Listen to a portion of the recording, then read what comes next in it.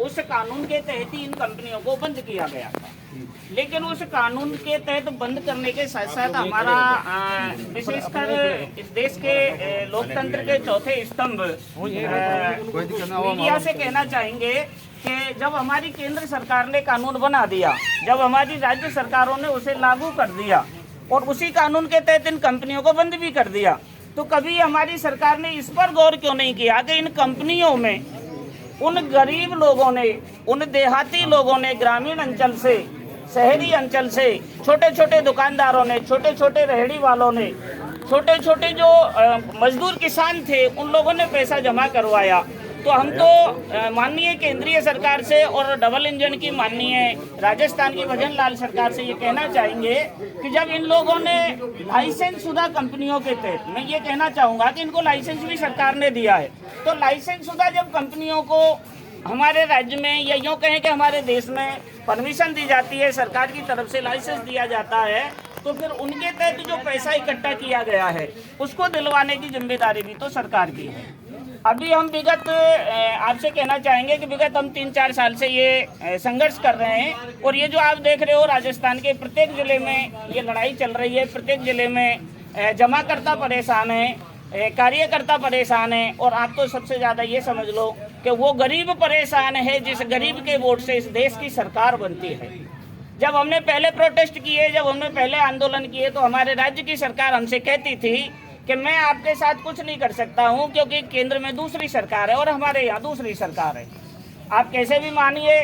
हमने सरकार को भी बदला, इन लोगों ने सरकार को भी बदला और आज हमारे राजस्थान में डबल इंजन की सरकार है। तो हम माननीय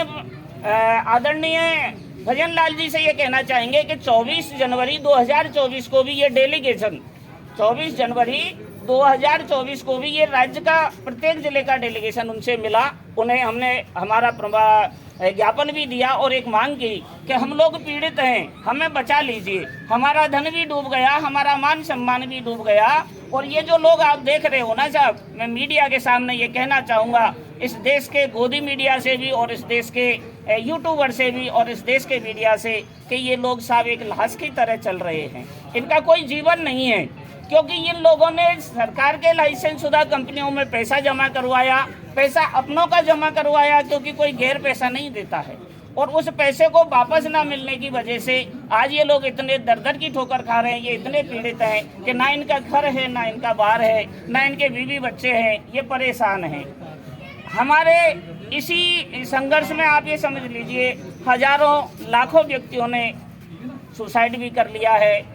हजारों कार्यकर्ताओं ने सुसाइड कर लिया है। हर दूसरे हर तीसरे सप्ताह में ओम नमो शांति हमें लिखना पड़ता है, क्योंकि हमारे ही परिवार का कोई सदस्य हमें छोड़ के चला जाता है। तो हम माननीय केंद्रीय सरकार से, माननीय राज्य सरकार से ये कहना चाहेंगे कि हमें बचाइए। हमने सरकार की लाइसेंस शुदा कंपनियों में कार्य किया है और विशेषकर तो हम धन्यवाद भी देते हैं माननीय मोदी सरकार का कि उन्होंने एक कानून बनाया है, वर्ष एक्ट 2019, अनियमित जमा योजना पाबंदी कानून 2019। इस कानून के तहत ये प्रावधान है कि चाहे किसी भी कंपनी हो, कंपनियों में मैं कहना चाहूँगा कि आदर्श हो, सहारा हो, पल्स हो, जीसीए हो, ढेरों कंपनियां हैं। इन कंपनियों में चाहे किसी भी कंपनी में आपका पैसा डूब रहा है, तो ये वर्ष एक्ट कानून ये कहता है कि 180 दिनों में 2 से 3 गुना पैसा उस जमाकर्ता को मिलना चाहिए। लेकिन पता नहीं केंद्रीय सरकार की लापरवाही है या राज्य सरकार की लापरवाही है, आज तक किसी भी पीड़ित जमाकर्ता को और कार्यकर्ता को पैसा नहीं मिला है। विशेषकर राजस्थान के लिए मैं ये कहना चाहूँगा कि हमारे यहाँ जो पुरानी या ऐसे कहेंगे कि जो हमारी पिछली सरकार थी, माननीय गहलोत जी की सरकार थी, उनके समय में 2019 में ये कानून बना था, तो उन्होंने सबसे पहले इस कानून को राजस्थान में लागू किया था। इसके लिए वाहवाही भी लूटी थी हमारे माननीय गहलोत जी ने कि मैं राजस्थान का एक ऐसा राज्य जिसने इस कानून को लागू किया है। लेकिन इस कानून को लागू करते करते उन्होंने इसको पंगु बना दिया। जब अन्य स्टेटों में, जहाँ अन्य राज्यों में इस वर्ष एक्ट कानून के तहत जो सक्षम अधिकारी होता है वो सेक्रेटरी लेवल का, अर्थात सचिव लेवल का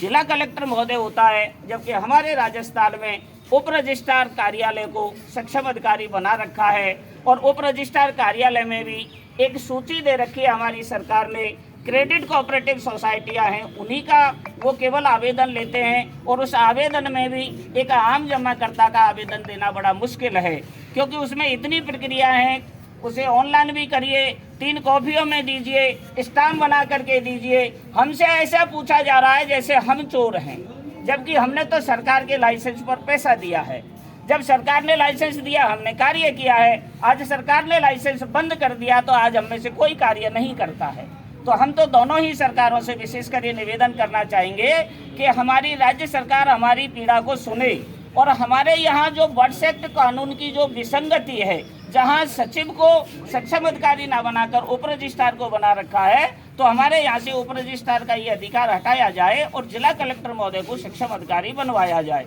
इसके साथ साथ उनका सहायक सक्षम अधिकारी तहसील लेवल के जो एसडीएम अधिकारी होते हैं उनको बनाया जाए, ताकि सक्षम अधिकारी और सहायक सक्षम अधिकारी दोनों मिलकर के राजस्थान की लगभग 2 से 2.5 करोड़ जनता का प्रत्येक तहसील स्तर पर काउंटर खोल करके भुगतान खिड़की खोलकर हमारे आवेदन ले और इस कानून के तहत हमें पाई दिलवाई जाए।